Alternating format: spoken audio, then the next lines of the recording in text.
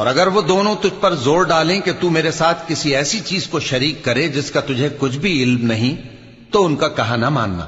ہاں، دنیا کے کاموں میں ان کا اچھی طرح ساتھ دینا، اور جو شخص میری طرف رجوع لائے اس کے رستے پر چلنا۔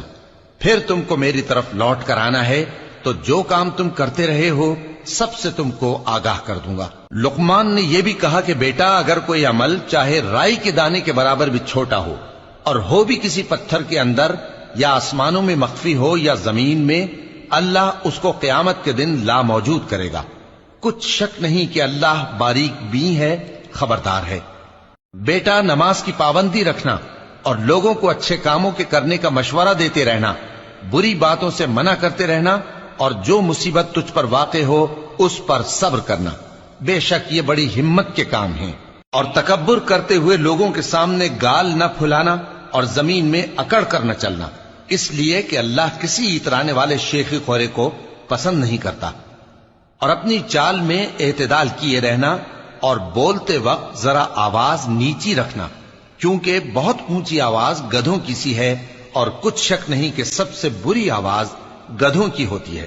کیا تم نے نہیں دیکھا کہ جو کچھ آسمانوں میں اور جو کچھ زمین میں ہے سب کو اللہ نے تمہارے قابو میں کر دیا ہے، اور تم پر اپنی ظاہری اور باطنی نعمتیں پوری کر دی ہیں۔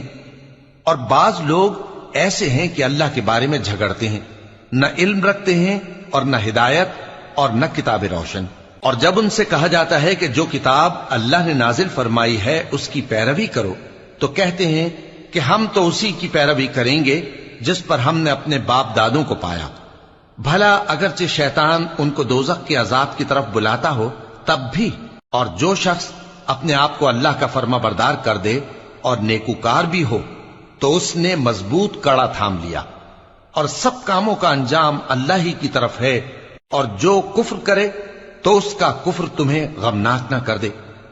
ان کو ہماری طرف لوٹ کر آنا ہے، پھر جو کام وہ کیا کرتے تھے ہم ان کو جتا دیں گے۔ بے شک اللہ دلوں کی باتوں سے بھی واقف ہے۔ ہم ان کو تھوڑا سا فائدہ پہنچائیں گے، پھر عذاب شدید کی طرف مجبور کر کے لے جائیں گے۔ اور اگر تم ان سے پوچھو کہ آسمانوں اور زمین کو کس نے پیدا کیا، تو بول اٹھیں گے کہ اللہ نے۔